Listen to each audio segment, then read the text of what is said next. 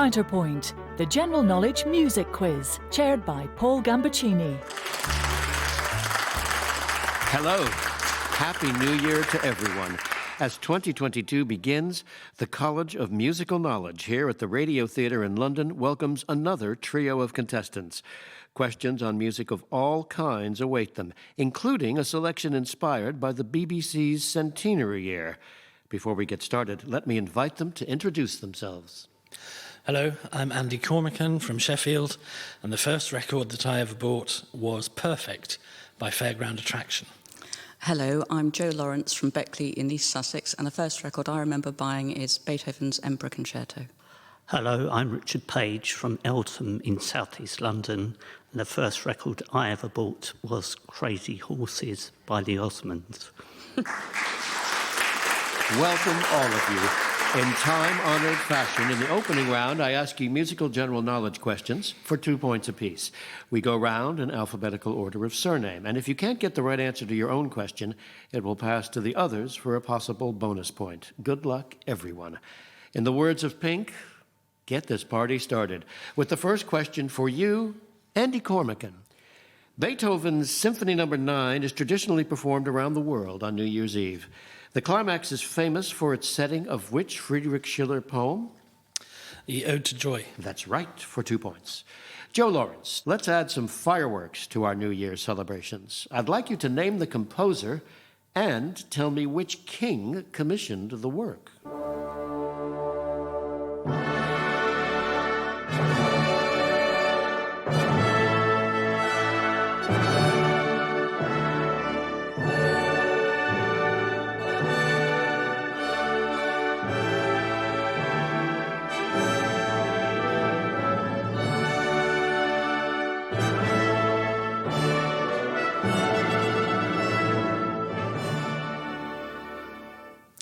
It's Handel and George, I think the first. I might be wrong. It was Handel for a point, but it was not George I. Does anyone else know the correct monarch? And Andy says? George II. That's right, and you get a bonus point. Richard Page. Dendropsophis stingi is the name of an animal species dedicated to the rock artist Sting in recognition of his commitment to save the rainforest. What species is that? Wasp. I'm afraid it's not a wasp. Andy Cornican, you guess? A bee? I'm afraid it's not a bee. Jo Lawrence, what did you think it might have been? A butterfly. I'm afraid the species is frog. There's also a crustacean named after Elton John, a horsefly dedicated to Beyonce, and Mick Jagger lends his name to a trilobite. And in case you're wondering, gamba is the largest form of prawn. Andy CORMICAN, music for you from the soundtrack of the 2021 American musical film drama Respect, based on the life of Aretha Franklin. The role of the Queen of Soul is played and portrayed vocally by an American actress and singer who shot to fame after her appearances on the television series American Idol.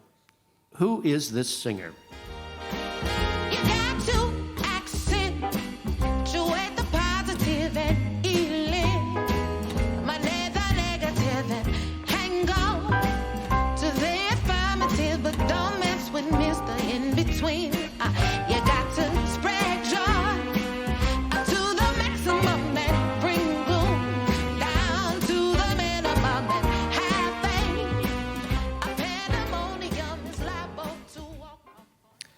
Is it Jennifer Holliday? I am sorry. That is the one most likely incorrect answer we would have had for a reason which will become apparent. Does anyone else know who that singer was? It was a Jennifer, but it was Jennifer Hudson. Oh. Jo Lawrence, J.S. Bach's Schweige still, plaudert nicht, or Be Still, Stop Chattering, is classified as a cantata, but is essentially a miniature comic opera. The story involves a disgruntled father who orders his daughter to give up something he regards as a bad habit. Can you tell me what this particular vice is? Drinking coffee? Yes. That sounded like a guess. How did you get a guess right? Well, he wrote a coffee cantata. It was just a guess. Right. Okay. Well, you get 2 points. Richard Page, here for you is a recent recording of Laudate Dominum by the soprano Danielle Denise. For your 2 points, I'd like you to name the composer and the choral composition the movement is taken from.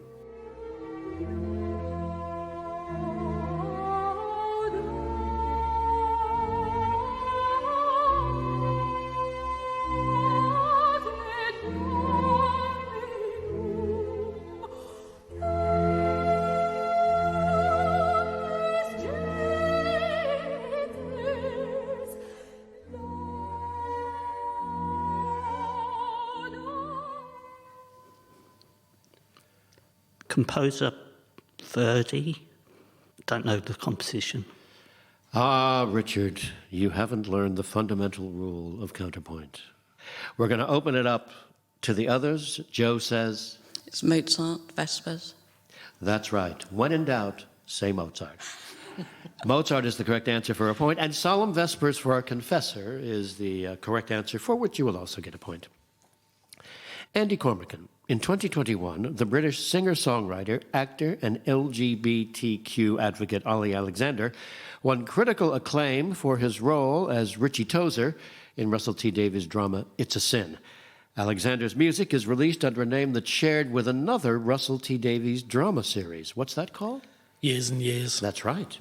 Joe Lawrence. The Hip Hop Shakespeare Company was founded in 2009 by the award-winning UK hip-hop artist Akala and is aimed at exploring the social, cultural, and linguistic parallels between the works of William Shakespeare and that of modern-day hip-hop artists. Here's the company performing Being So Great, which draws inspiration from one of the Bard's plays. Can you recognize which one? Being so great, I have no need to beg. Only sky-aspiring thoughts swirl in my head. I waste not time on commoners and slaves. It is their destiny to spend their days wasting away, then attend their graves, whilst I, the great king deity on earth, 1,000 pounds of mortal flesh is less than 1 breath of my worth. Being so great, I have no need to beg. Is it Hamlet? I'm afraid it is not Hamlet. Does anyone recognize that speech? Andy Cormican? King Lear. No, it's not King Lear. Richard? Julius Caesar. I'm sorry, it's Richard II. Richard, here's your own question. In which of Shostakovich's symphonies is there a chorale with the words October, the harbinger of the awaited sun, October, the will of the rebel centuries, October, labor, joy, and the song, October, the happiness of fields and working tables? The Leningrad. I'm sorry, it isn't. Does anyone know what symphony that is from? And Andy says... The second. That is right. Subtitled to October for the 10th anniversary of the October Revolution. Andy, here's your own question. Andrew Lloyd Webber's much-postponed Cinderella finally made it to the ball in 2021. But which Russian composer's take on the folk tale do we hear now?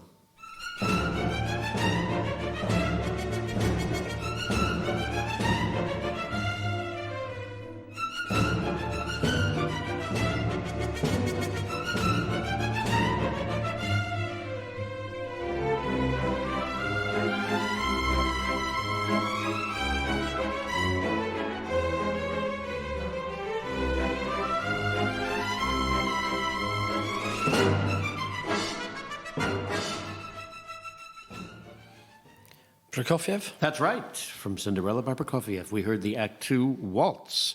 Joe Lawrence, which great figure of electronic music in general and the late lamented BBC Radiophonic Workshop in particular was the subject of the 2021 BBC4 docudrama The Myths and the Legendary Tapes? I'm sorry, I don't know. Does anyone know? And Andy says... Delia Derbyshire. Oh, that's right, for the bonus point. Her many groundbreaking achievements include her realization of the Doctor Who theme in the 1960s. The final question in this round is for you, Richard Page. In October 2021, a BBC Radio 2 all-female chart countdown for National Album Day revealed Adele's 21 as the UK's biggest-selling album, based on sales and downloads compiled by the official charts company. 2 albums by Madonna made the top 30. They were her 1990 compilation and a release from 1998. After you've heard her sing Like a Prayer, can you name both of those albums? Just like a prayer, your voice can take me there. Just like a muse to me, you are a mystery. Just like a dream, you are not what you seem. Just like a prayer, no choice, your voice can take me there. I'll take me there. Like Virgin and Ray of Light. You get 1 point for Ray of Light, but you didn't get the correct name of the compilation. And Andy thinks he knows? The Immaculate Collection. That's right, and he gets a bonus point. After the opening round, let's see which of our contestants have come first, second, and third. In third place, with 1 point, Richard Page. Lying second with 4 points, Joe Lawrence. And in the lead with 10 points, it's Andy CORMICAN. Our second round is the individual round, in which our competitors answer their own questions on a musical category or theme from a list which I'm about to give them. This is the first time they've heard these subjects. They've had no chance to prepare. Today's choices are The Hills Have Music, Sound the Classical Horn and Trumpet, Paul Weller's Britain, Canine Compositions, and A Book at Bedtime. You choose in the order of the scores at this stage. So, Andy CORMICAN, you're in the lead. What would you like? A Book at Bedtime, please. And for you, Joe Lawrence? I'll try is it Canine one? Canine Compositions. That leaves 3 for Richard Page. The Hills Have Music, Sound the Classical Horn and Trumpet, and Paul Weller's Britain. I'll try Paul Weller. We start with you, Richard Page, and your questions on Paul Weller's Britain. Which famous British location is named in the title of a song by The Jam, containing the lyrics, "Shops are full of fashion, people told what they want, the street that was a part of the British monarchy"? Carnaby Street. That's right. Here's the single Eton Rifles, written by Paul Weller and released by The Jam in 1979. A question will follow. Sup up your beer and collect your fakes. There's a row going on down near Slough. Get out your mat and pray to the west. I'll get out mine and pray for myself. Thought you were smart when you took them on, but you didn't take a peep in their artillery room. All that rugby puts hairs on your chest. What chance have you got to get a tie and a crest? Hello, Ray, what a nice day for the Eton Rifles. Paul Weller's lyrics to Eton Rifles referenced the class struggle and interclass hatred. Surprisingly then, in a newspaper interview in May 2008, which conservative politician and old Etonian named the song as one of his favorites? David Cameron. That's right. It was David Cameron. The songs Town Called Malice, Enter Tomorrow, and Stanley Road all reference Weller's hometown in Surrey. Which town? Worthing. Oh, close, but no cigar. It's Woking. In 1981, one of the Jam singles paid tribute to the novel Absolute Beginners, whose setting was London in the late 50s. Weller describes it as the Mod Bible. 5 years later, with the Style Council, he also provided this song for the Julian Temple musical version of the book. When you've heard Have You Ever Had It Blue, can you tell me who wrote the novel Absolute Beginners? Have you ever chased the night that's out in front of you? On a boat that's bound for hope but left you in the queue? With the shouting, waving, taunting, flaunting friends at school, telling you that every lie you ever heard was true. Have you stood up on that dock? Have you ever had it blue?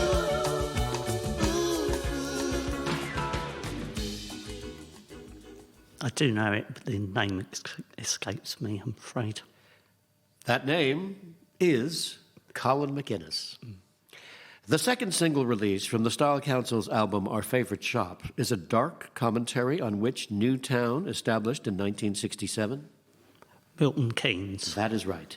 Finally in this round, here's Paul Weller in a folk mood. A question will follow. Black is the color true love's hair.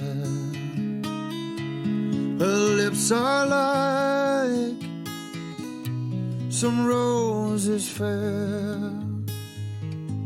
She has the sweetest smile and the gentlest hands, and I love the ground whereon she stands. Black is the color of my true love's hair is a traditional ballad folk song associated with colonial music in the Appalachian Mountains. It is believed to have originated in Scotland, as the lyrics refer to which river that runs through Glasgow. The Tay. Oh, I'm sorry. It's the Clyde. And in that round, Richard Page, you have scored 6 points. Added to your previous point, you now have 7 points.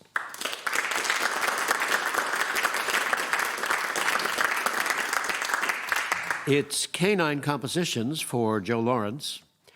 Which king of rock and roll sang about Old Shep and had a hit with Hound Dog? Elvis Presley. That's right, for 2 points. You have always been my inspiration is a line from the Beatles song Martha, My Dear, which pays tribute to an old English sheepdog owned by which member of the Fab Four? Was it Paul McCartney? It was, for 2 points.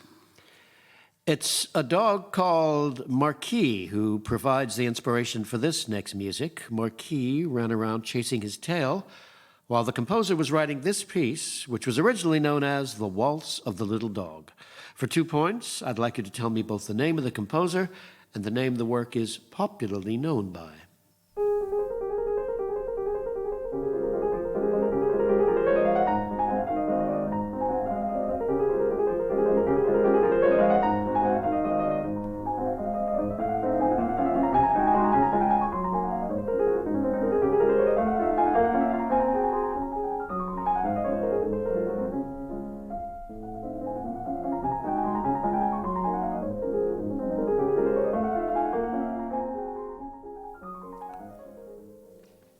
I think that's Chopin, the Minute Waltz. That is correct. You got both points.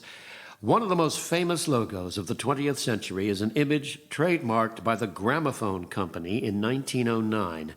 It depicts a small dog, head tilted quizzically, as he looks into a gramophone horn. What is this dog's name? Nipper. That's right. Nipper was from Bristol. He served as the model for a painting titled His Master's Voice. Studies show that dogs enjoy listening to all different types of music. Sometimes they also like to join in. Here's the introduction to a song inspired by a Penelope Spheris film about young punks who run away from home. After you've heard it, I'd like you to name the suitably titled duo.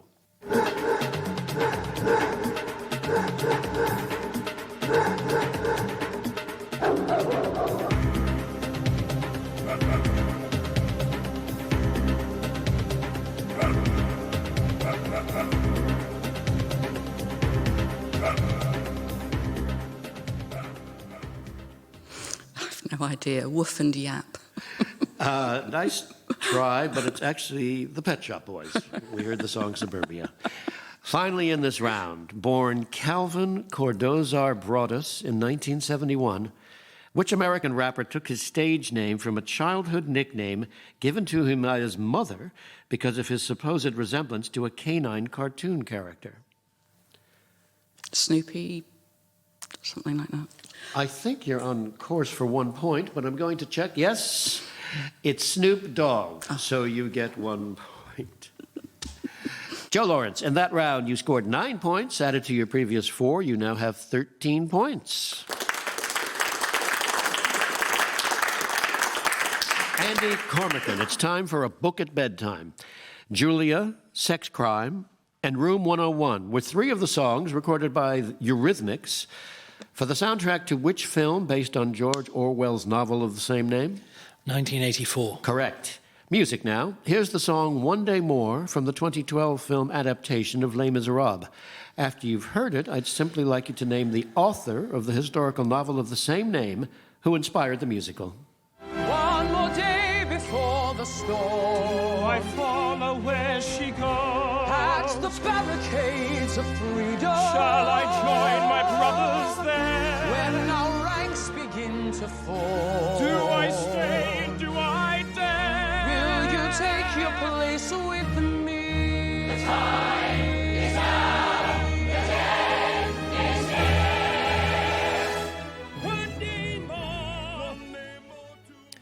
Victor Hugo? Victor Hugo was the novelist.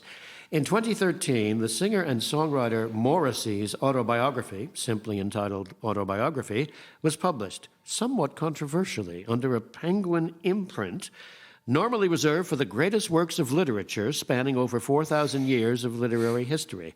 Can you tell me the name of this imprint? Was it Penguin Classics? That's right.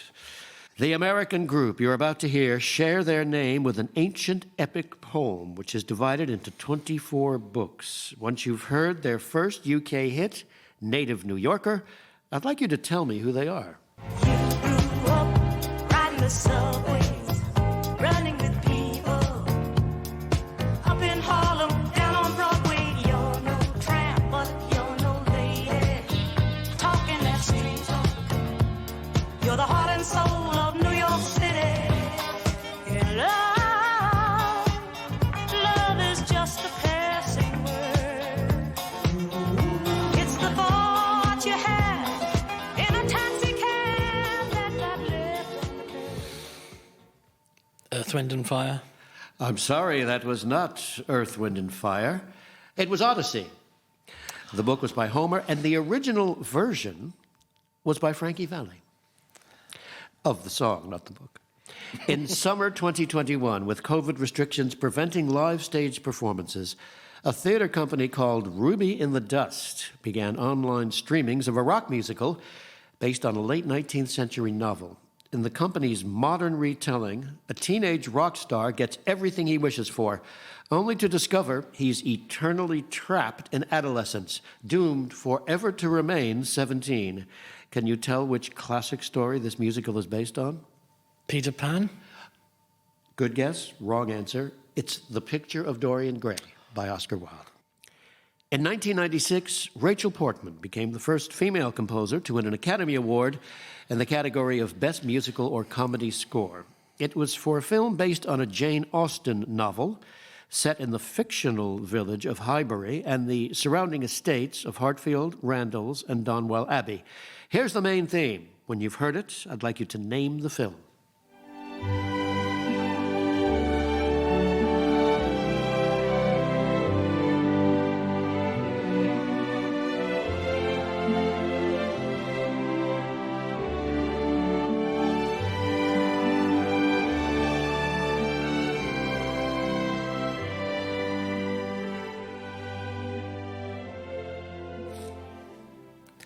Pride and Prejudice? Oh, I'm sorry, it was Emma. And the Academy Award goes to Rachel Portman. Andy Cornican, in that round you scored 6 points. Added to your previous 10, you now have 16 points. After the individual round, here's how things stand. Lying third with 7 points is Richard Page. In second place with 13 points is Joe Lawrence. And our leader with just 1 round to go with 16 points is Andy Cormican. It's on the button in the quick-fire final round. Things can change quickly. A correct answer wins you 1 point, but you lose a point if you flash in and fail to answer correctly. Fingers poised, here we go. Who wrote the Bangles hit Manic Monday? Andy. Prince. That's right. Winter Daydreams. And Andy says... Tchaikovsky. That's right. London's Barbican Centre is the home of which British orchestra? And Andy says... The LSO. Yes. Which of Verdi's operas has the shortest title? And Joe says... Aida. For the point. Schubert's Fourth Symphony has what subtitle? Yes, Joe? A Tragic. Yes. Pianist and broadcaster Joseph Cooper was the chairman of which long-running, and Joe says... Face the Music. Yes. The book Indian Summer is about which Indian musician? And Andy says... Ravi Shankar? Yes. The Spotify music streaming service was launched in 2008 in which Scandinavian country? It was money, money, money in Sweden. Which Caribbean island hosts reggae's Sunfest? And Andy says... Jamaica. For the point. On the 27th of January, 1756, Anna Maria Wahlberger gave birth to whom? And Andy says... Wolfgang Amadeus Mozart. Exactly. Which piano piece, first published in 1877, was known as the Celebrated Chop Waltz? The Celebrated Chop Waltz is better known as... Chopsticks. How are the British singer-songwriters Annie and Lola Lennox related? Andy. They are mother and daughter. Correct. In the Dolly Parton song, which woman has ivory skin and eyes of emerald green, Andy? Jolene. Yes. Hilary Dupre, Jacqueline's sister, played which instrument? Joe. Violin. No, I'm sorry, it's flute. -1. The title of which song, popularized by Marvin Gaye in 1970, mentions the first names of 2 American presidents and a civil rights activist? Richard. Abraham Martin and John? Yes, that's right. Which musical was inspired by a 2011 BBC television documentary entitled Jamie, Drag Queen? Andy? Jamie. Oh, I think we have a longer title here. Everybody's talking about Jamie. Exactly. In song titles, which surname follows Dr., Nathan, and me and Mrs. Richard? Jones. Correct. Finally, in which song would you see Amarillo, Gallup, New Mexico, Winona, Flagstaff, Barslow, and San Bernardino? Route 66. Let's see who's getting their kicks, or kicking themselves, as I reveal today's final scores. Third with 9 points, Richard Page. Runner-up with 15 points, Joe Lawrence. And our winner with a mighty 25 points, Andy Cormican. Well done, Andy Cormican. We'll be meeting you again in the semifinals. And of course, we can't let the other 2 go away without our warm thanks for their performances in this entertaining contest. If you've missed any of the details of the music we've played today, it's all listed on the Counterpoint pages on the BBC website. Please join us next time when another trio of music lovers will be playing Counterpoint. Goodbye.